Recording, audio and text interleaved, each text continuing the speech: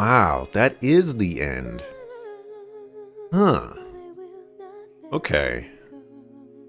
So I had mentioned that like I've never beaten this game myself, but I have seen other people beat it, or at least I thought I've seen them beat it. Um there was another boss that I thought was going to be the final boss. And I thought it was um I thought it was like a Daisley lookalike. Um maybe it happens after this, but I remember like this guy sitting in a clock chair. Maybe I'm thinking of a different Final Fantasy game, honestly. But I really thought that that was going to be the final boss. Maybe like the maker or something like that. And that did not come to pass. So interesting. But yeah, Final Fantasy 13 conquered. Hooray! I don't know how I managed to do this because if for some of the encounters that I skipped, if I wasn't well, basically that one encounter that I was able to skip, if what what kind of situation would I be in if I couldn't skip that fight? Because that fight is basically impossible for me. And honestly, I'm just kind of surprised that I reached this point, let alone beat it today. I wasn't expecting to beat it today. You know, it's only been 2 hours. I kind of destroyed those bosses. If if we're being honest here, you know, I think I did that. But anyways, overall thoughts on Final Fantasy 13. I like the game. I don't have really any, we'll say, significant issues with how the game presents itself and how the game moves forward. I don't have any issues necessarily with how the story progresses and how the storytelling is given to the player. I actually think this is a solid Final Fantasy game.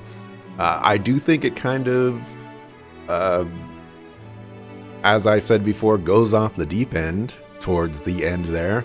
I don't necessarily know why Fang and Vanille are so special. I know that they had a focus before and then they completed their focus and then suddenly they appeared on Cocoon. But, you know, if that was the answer, I didn't really get that confirmation that, like, that's why these two are special. And that's why they have to save the world and sacrifice themselves. So that wasn't 100% clear to me. But, oh, and then also the whole, you know, like, Fang is going to kill Vanille thing, or all of that. But other than that, I actually think the story is fairly interesting. You know, you got these fal'Cie that are created by the maker, and they basically just kind of keep the world running. And, you know, they're not really interested in that anymore. So they start creating or start giving humans powers and kind of pushing them towards creating a new world. And I think that's a very, very interesting idea. It does get muddled by, you know, typical, well, maybe not typical, but it does get muddled by some Final Fantasy tropes. It does get kind of lost in all of the terminology that's introduced in the game. But I think it's an understandable story, and I think it presents itself fairly well. I'm honestly, I wasn't expecting that. I was expecting this game to just have a story that makes no sense, and you know, from like everything you hear about Final Fantasy 13, you just think like this game is going to be freaking awful. There's no redeeming qualities to it. All the characters suck, the story sucks, the gameplay sucks, the linear corridor suck, but like that didn't happen for me. So it's kind of cool. It's very cool in that regard.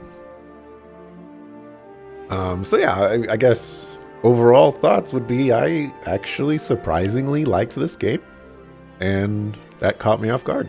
So, props on you, Final Fantasy 13. Props to you.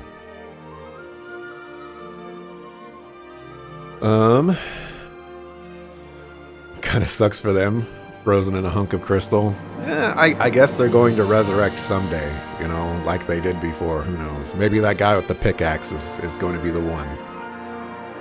You need to be better equipped specifically for those battles you are having trouble with, or maybe you are just trying to fight super bosses without knowing, as it became open world in Chapter 11.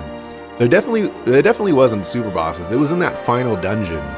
There was these four-legged guys on wheels, and they had like cannons on them. They were purple, and they just one-shot my people. It was insane. And they were never alone, so I could never, figure out how I was going to beat them. But to stagger them was kind of difficult, and they always had another annoying enemy with them. One of them was the guy with the spear, and that guy just hits like a truck. So I tried killing the guy with the spear and then killing the other guy, but I got one shot. I tried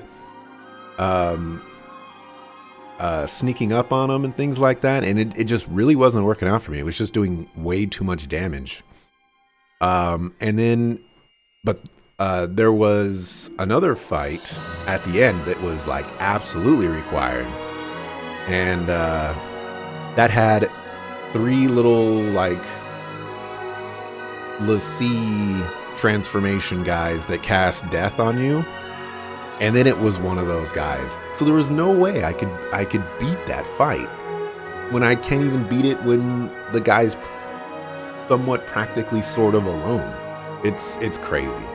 I don't know what I would have done. I managed to lure the little like Lassie transformed guys behind him, and I moved the boss just enough so that I could sneak past him with a Deceptisol or something like that. And I'm sure people were tripping on that. Oh, man. I can't believe it. Feng trying to murder Vernil is definitely the biggest question mark about the game. Did you have a favorite, least favorite character?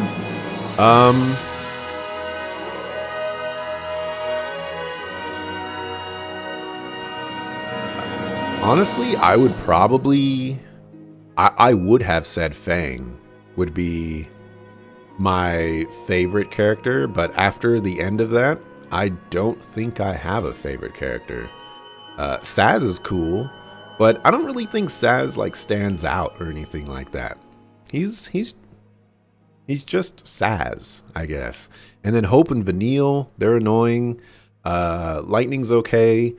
Snow is Snow, which is not a good thing. And then Feng just kind of goes off the deep end, at the end. So I can't say I do have a favorite character. I guess if I were to default to somebody, it would be Lightning or Sazh. But I don't think anything would be my favorite. For dislike, it would probably be Snow. I generally just don't like overly optimistic characters that I'm gonna say don't know when to give up or don't like stop trying. And there are a couple of moments where Snow kind of questions his motivations and things like that, but I just wasn't really that much of a fan of Snow.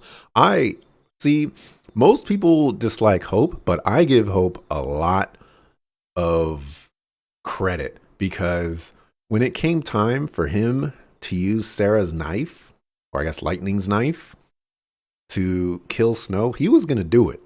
He did the motions. He just got like blown up.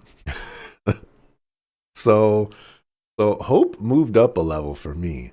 It if if I had to tier list them without giving the tiers, it would probably be Saz, Lightning, um,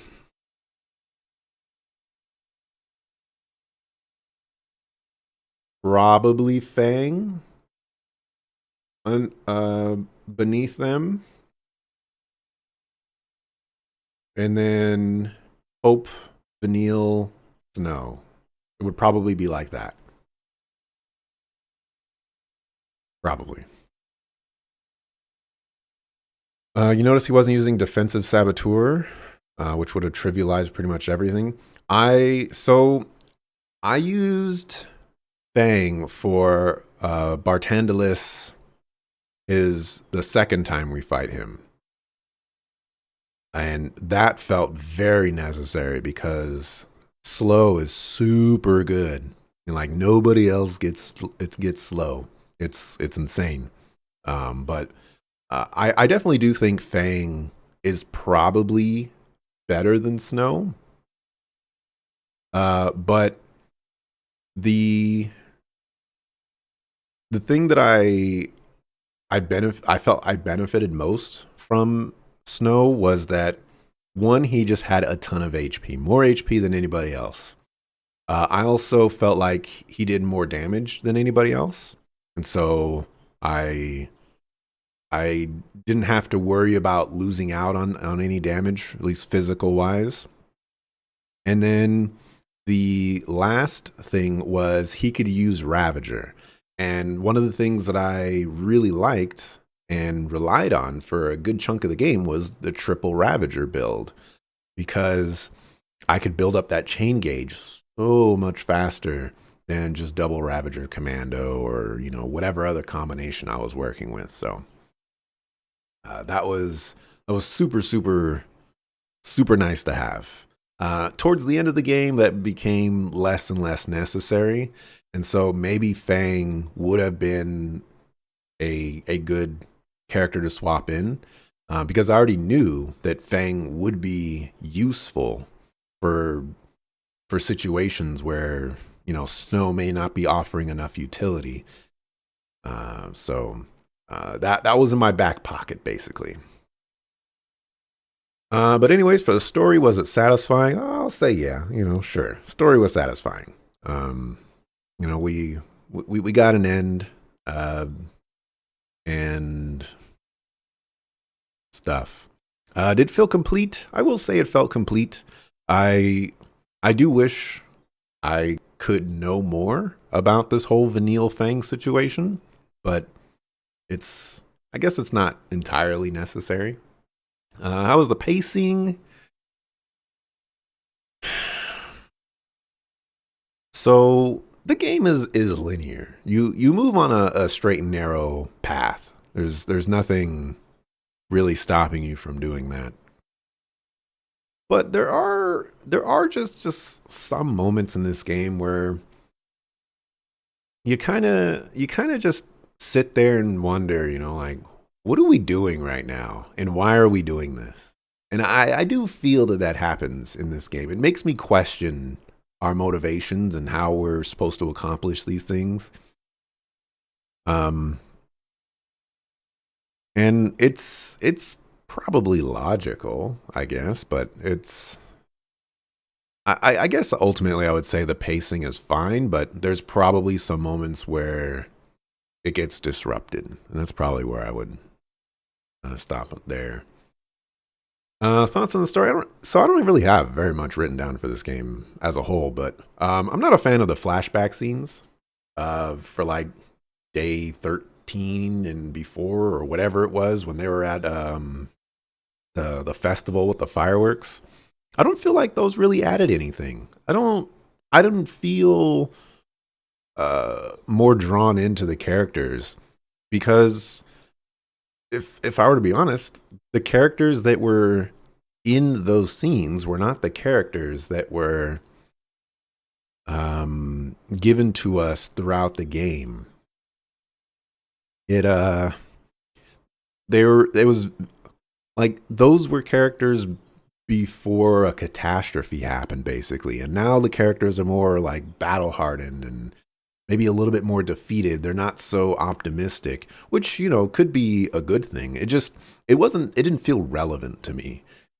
So I didn't feel like there was anything to be gained by learning relationships and how they're coexisting with each other at this one festival that they all just happen to attend on the same day or days. Writing, I don't have anything written down for writing, but I will say that the terminology in this game is so annoying. I hate the word l'Cie. It is so obnoxious. It's said way too many times, and I'm really sick and tired of the word l'Cie. So it's kind of nice to not have to worry about hearing that for at least a while. We'll see if it happens in 13.2. If I play that in the future. For gameplay mechanics and design, the gameplay elements stand out. The Crystarium definitely starts to lose its luster around the middle of the game, which is exacerbated by the constant switching of party members. This was one of those things that really started to bother me, because at the start of the game, it's like, okay, I've got like 2 party members, 3 party members. I'm going through the game, sure, I'll move my points, as I get them, and we'll make some progress. But the more you start doing that, the less interesting it becomes. And then you reach these situations where you just change to a completely different party, and now you have to go through the Crystarium for much longer than you feel like you should. It's cool that I have the choices that I can make to choose what path I want to go down and what abilities that I want. But I didn't necessarily enjoy, I guess I'll say, like, the time tax. Like, it just took more time than it needed to take. And that bothered me. I wish you could queue the route you wanted to go so that it could be ignored for a while. This is probably my biggest suggestion for the Crystarium. And I think it would have benefited this game a lot because you could just leave it alone for a while. There's so many times where I had to go through every single paradigm option or whatever just to see where I left off and where I wanted to go again. I had to do that process every single time. I probably could have written it down or something like that, but the game has the capabilities of implementing something like that, so it would have been nice. Paradigms changing whenever your party composition changes is so annoying. Yeah, this is probably this might honestly be my biggest criticism.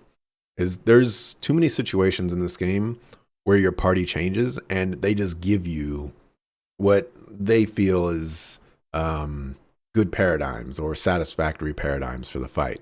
And I would say, to their credit, they probably are. But when I've developed a strategy and I know that strategy works, I want to utilize that strategy that I've been using. And if I need to adapt after that, I will do that. So when you completely wipe away my strategy, I have to learn the strategy that I've been given in a fight where I don't really get any time to ingest the information that's given to me, if that makes sense. Like, I have to review the paradigms that I have, how they are going to apply to this fight, and what characters I have and what characters I'm using. It kind of resets the learning process for that specific fight, and it's not very helpful for other fights because they change up the paradigm system differently, and you're using different characters. It was very much a struggle for that. Should be able to save paradigms somehow per party composition, or if the game is going to force party members into your party and destroy everything, at least save the composition and the paradigms so that when the fight is over, it automatically swaps back over. Yeah. Uh, there's also the problem, after you beat the boss, you're now stuck with the paradigms that were given to you. So you have to swap in your party back to the one that you want to use. Then you have to redo every single paradigm, which, is up to 6. And sometimes you might just forget, like, hey, what was that 5th paradigm that I wanted? And, you might get it wrong. It's probably not a huge deal at the end of the day, but it's kind of obnoxious. The linearity is fine and honestly quite welcome to me, as most games just get obnoxious with dead ends and locations with nothing in them.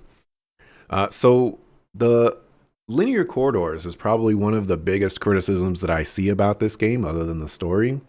And I really do have no problems with the linearity of this game. I think that despite it being mostly straight corridors and things like that, there are interesting things to see, um, all around you. And it kind of switches up enough to where you get new sights fairly often. There are things happening in the background or what have you that are fairly, um I guess, like, there's something going on in the background usually that you can look at. And when you compare the the first area to the area where it completely opens up and it's just like this wide field with all these monsters, I I feel like a lot of people want that wide open field with a bunch of monsters, but that was such a less interesting area than all the areas prior to it, because you don't have these spaceships, like flying in the sky and shooting themselves down, or these little crane things hitting a tower and then falling into the water below. Like, you don't have all that stuff happening. And sure, that could happen in the wide open areas, but I feel like the linear corridors allowed more flexibility in that regard. I also think, me personally, uh, the wide open spaces don't necessarily do anything on their own. They're they're just kind of they're just kind of there. If you have a full, a circle, a perfect circle, and all you have is like 3 objectives in that perfect circle, what's the point of all the other space that you can go to if there's nothing there? You can have a straight rectangular corridor and just have those 3 objectives in there, and you'd save a lot of time. What's the point of exploring the rest of the circle? Throwing that out there. The lack of towns or any meaningful NPC interactions is unorthodox, but is it a bad thing? How many games have we played in our lifetime where we value conversations we have with NPCs, or find ourselves enjoying the town exploration and formula that surrounds it? I don't mind this approach. I feel it has cut out the fat, or I feel it has cut out the fat of a lot of games, or something. I feel it has cut out the fat a lot of games have. Oh, that's how I'm supposed to read that. Reading is hard. So yeah, the lack of towns is another thing that some people in chat have mentioned before. I've heard from other people in the past, and this is another thing where, much like the linearity, I don't necessarily mind it. And when I think about it more, it's somewhat of a welcome change. I think it's very specific to this game. I don't think that all games should just remove towns, for example, and all NPCs that you're supposed to talk to. But I think it works in this game. You don't you don't need to go to a town that offers nothing to give back. Uh, Back in ye olden days, where you had to talk to every NPC in town to figure out where you want to go, like that's not fun. Why would we want something like that? Why do we want to go to a town talk to the random NPCs where they're talking about how potatoes grow up from the ground slower here than they do in the desert continent 60 miles away. You know, is that valuable information that we actually I guess take in and internalize, and that makes the world better for us? There really hasn't been any games in my lifetime that I have played where I can honestly say the NPC dialogue in towns has been really good or really insightful or makes me want it to be there. The closest game that has done that is Grandia, and that's primarily because they took a really cool approach with it where NPCs are talking to you and your main character talks back to them. Something that I'd never experienced in a game before, where the main character talks back to random NPCs. It was super cool. So yeah, I don't mind that there's no towns in this game. I think the towns would really honestly not fit all too well in this game. You know, what's the point? Um, let's see. If the main party member dies, game is over. This game this game is responsible for quite a few cardinal sins for me. Actually, which I guess I'll get around to later. But this game is continuing to add more cardinal sins, and this is going to be a new one. Main party members dying when the game is over. Um, this particular thing, I don't think has ever been a fun mechanic or design. It's never been implemented in a way that I think makes the game more interesting. I don't think it makes the game more challenging. I think it just makes it more cheap. Like cheap as in like you lose to cheap things. You know, low wanted to say low handed, but you know, like it just it never feels good to die when your two party members behind you are at full health, but you know, you just happen to get one shot and you just lose the battle. That's not fun. It's not interesting. It's not challenging. It's just obnoxious. So, new cardinal sin. The strategy of beating bosses can be pretty interesting. Feels like there's a big difficulty spike after the open outer environment shows up.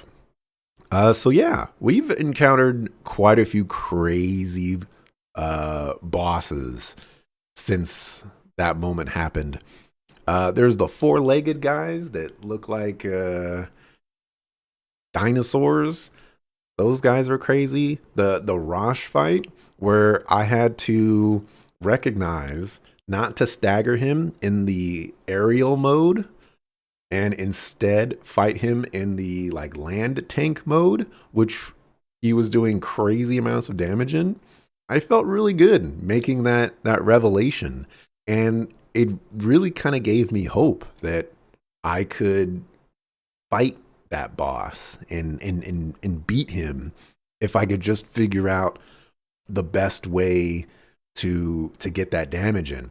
And then when I found out you can launch him in the land tank mode, like it just all started clicking for me. And even though that boss took like 3 hours to beat, it was somewhat of a nice experience of like, all right, I have the strategy. I gotta execute it in the way that I want. And I enjoyed that a lot. On the flip side, there were some other bosses that were just kind of obnoxious. That one boss where they were basically just one-shotting party members, and the only reason I was surviving is because I happened to have Sentinel, or I happened to be using Snow, And so I could just like kind of taunt him over while the rest of the people in the back were doing things. Um, so there was that. 3 hours no star. I don't remember if I got any stars. The fight itself didn't take 3 hours. It took me 3 hours of to beat the boss in within multiple attempts. I think the fight was probably like 20 to 30 minutes when I beat it. Let's see. Normal encounters really spiked in difficulty. Really makes me curious what I'm doing wrong to spend multiple attempts trying to beat them. Lots of damage, some on hit kills or one hit kills, tons of HP. So yeah, I mentioned before that, like there's been some really challenging, and I mean super challenging fights in this game. On Grand Pulse, when we went into that mine, and there was there was like three robot guys, and then there was like the leader robot guy behind him. That fight was so hard. I spent like 2 hours on that fight, or 2 hours of attempts on that fight. It was insane. There's just been some fights in this game that uh, the challenge of the encounter is drastically higher than some of the bosses, and I'm of the opinion that that's probably not something that should be a thing. But that's just me. Glad you had a decent time. Never played this game, but it looks beautiful for a 2009 game. It does look pretty good. It does look pretty good. The linearity is designed to push the player through the next part of the story, since they are fugitives on the run and not designed to interact with an open town environment, if you think about it that way. Um, I don't necessarily agree or disagree with that. The narrative, so at least from my interpretation, the way people write stories can be however or any way they want. If if fugitives want to stop by in a town and relax for a few minutes, like that's totally a thing that's possible. Um, the interactions of LaCie stopping by this town and everybody freaking out or wanting them to go or calling the police. That's all interesting interactions that could happen. And it doesn't necessarily take away from their fugitives on the run. In fact, it probably enhances it. So there's always a way to incorporate these things. I just think that if you say you don't like the linearity of Final Fantasy 13, I wonder what about other non-linear, or I wonder what other games that are linear but are not corridors, like what about those open spaces do you like, or what about them pulls you in when like it's ultimately the same thing. It's just one of them wastes your time more than the other. That's how I look at it. And like it doesn't have to waste your time in a negative way. It could waste your time in like, oh, there's this nice little flower over here. I never saw that flower. It's a nice red and a little crystal on it or something like that. Like you can make wide open spaces that waste your time interesting. It's just a lot of games, don't do that. They don't have the budget to do that. They don't have the art direction to do that. Whatever the excuse or the reason is. Chrono Cross does townspeople well. It's been a couple of months since I've played Chrono Cross. I don't remember Chrono Cross's NPCs really standing out to me though. But it's like I said, it's been a couple of months. They fixed that too in part 2, so you can change the battle leader during the battle and not get a KO once the leader is out. Nice. Yeah. Yeah. For combat, positional damage without being able to reposition the party. This is another new cardinal sin. I've been thinking about this cardinal sin for quite some time, actually. I've been playing some games recently that have had this mechanic in there, and it makes me very confused. So, what this means is, let's say I have my party in a triangle formation at the start of battle. And let's say the enemy that I'm fighting does an AoE or an attack that is in a circle pattern around the head of the triangle, a three-sided triangle. All right. Well, triangles have, anyways. So the if my back party members or my lead party member were just a few steps ahead or behind, that would change the impact of that spell being cast. So there were multiple circumstances where, for whatever reasons, I had characters on one side of the boss and other people on the other side of the boss. And there were spells being cast that would normally target everybody, but now they were only hitting certain party members because they were so spread out. And this to me is it's such a hard thing for me to wrap my head around of why it's a thing, because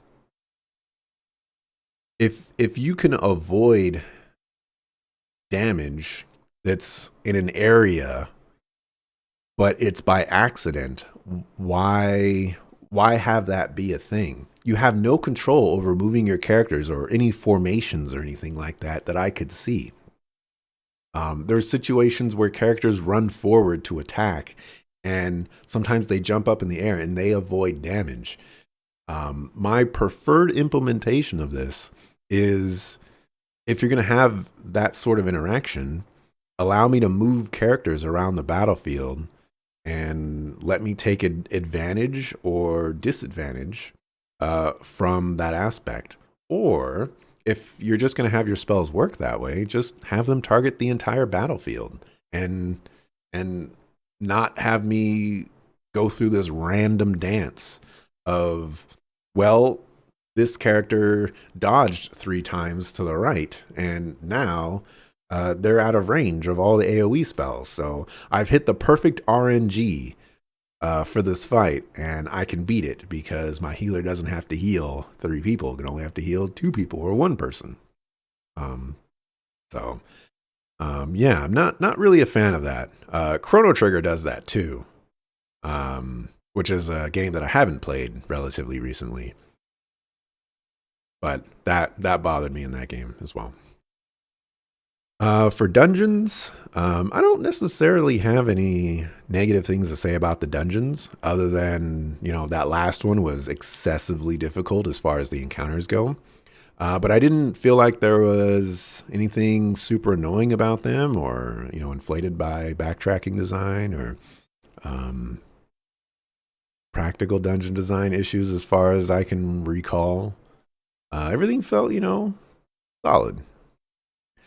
For pre-existing cardinal sins, removing a key party member without sufficient of replacement. This happens, so many times, and, you just got to deal with it. Thankfully, the game is fairly lenient and fairly well balanced around this particular aspect. So you don't miss out on a lot of stuff, or you're not excessively punished, I suppose. There's also forcing the player to use certain party members. So this happens mostly, it happens mostly during the Eidolon fights, which are honestly probably the hardest fights in the game.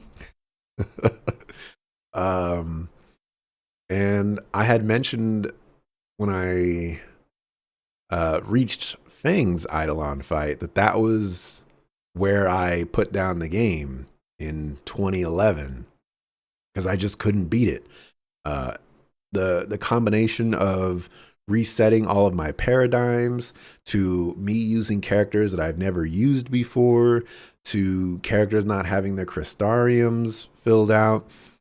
Fang never had any weapons leveled up, any accessories equipped. Like, I I have vivid memories of going through that fight multiple times and not really understanding how I'm supposed to beat the Eidolon, but also I have to deal with all the problems that I just mentioned of unfamiliarity, and it really just caused a lot of problems for me, which is also kind of interesting because, if you think about it, I was actually kind of close to the end of the game.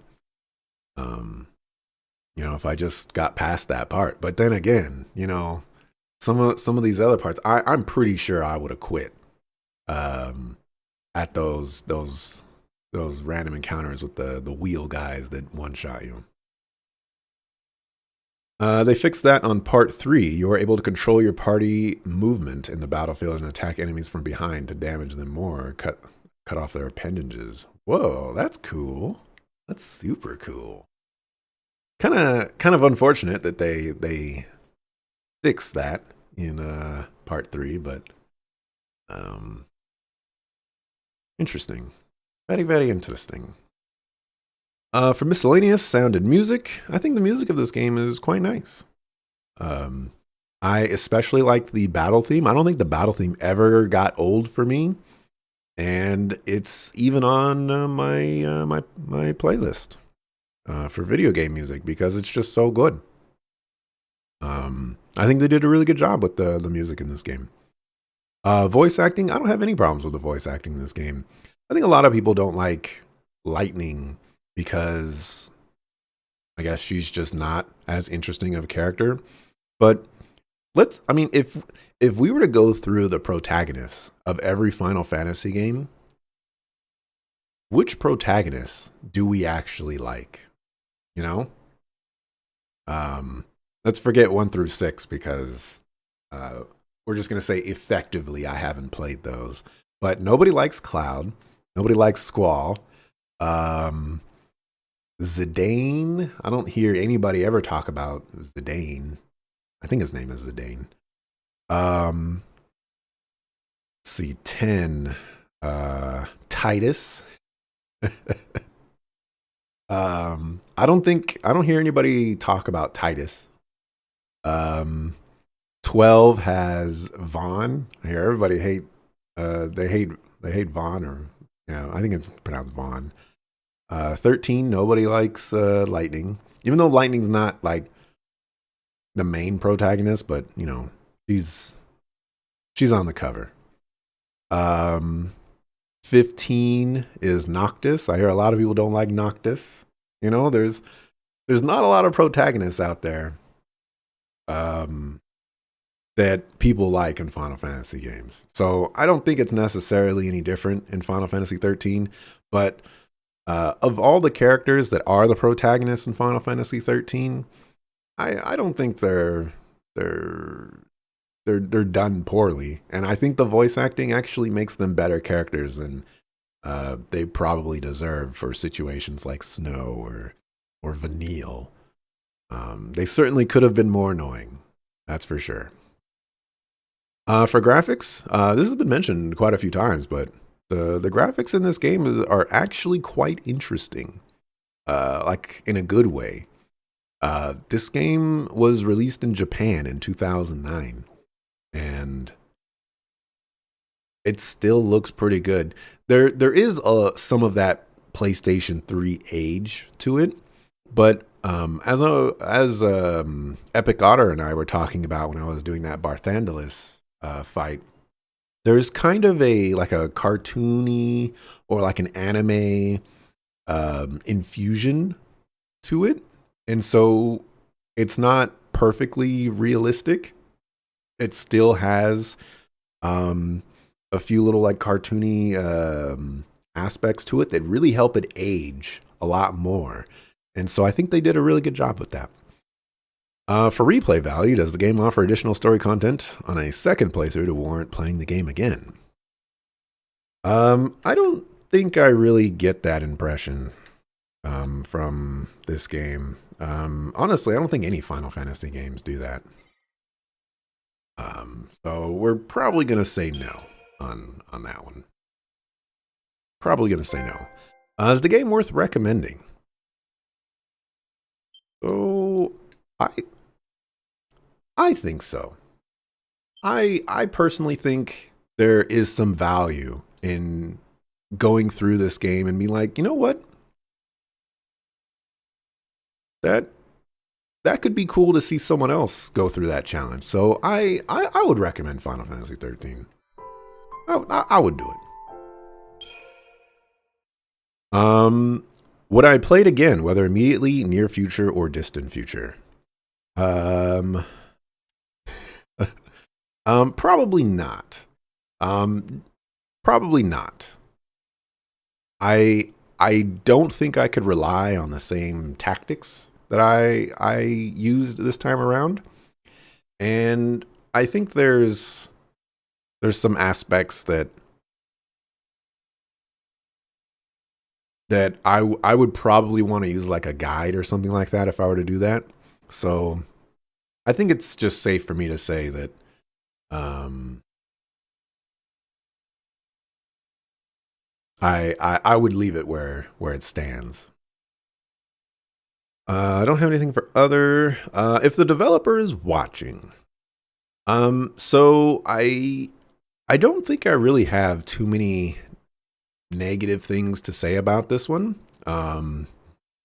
I there were a couple of story aspects that I wasn't really interested in. There was a couple mechanical things that I wasn't interested in, but I would say my overall experience with this game has been quite positive. I certainly don't have a lot of the negative experiences that a lot of people had with this game, and you know, I would ultimately say that I enjoyed this game and I had fun with it. The combat system, which I didn't talk about at all, but the combat system is super cool. It's super innovative. It's incredibly different, and it honestly allows you as much flexibility as you want. Although there is a detriment to using that flexibility, but you know, maybe you can call that a trade-off. You know, I don't know. There are some situations where taking advantage of the flexibility is actually a benefit rather than a trade-off. But I would say most of the time, if you're auto battling, you are taking the most advantage out of the battle system. Whereas if you're inputting all of your commands, there could be situations where you're losing time. May not be all the time, but you may be losing some time, which is probably not going to be super significant, but it will come into play eventually. Yeah, I would say I like the game. I I like the game. Oh, and you know, you made two sequels to this for I'm gonna say for some reason. Um, I'm not 100% sure where those will go, but I guess we'll explore that if that time comes around. So, yeah, I believe this is where I'm going to end my thoughts on Final Fantasy 13. Yeah.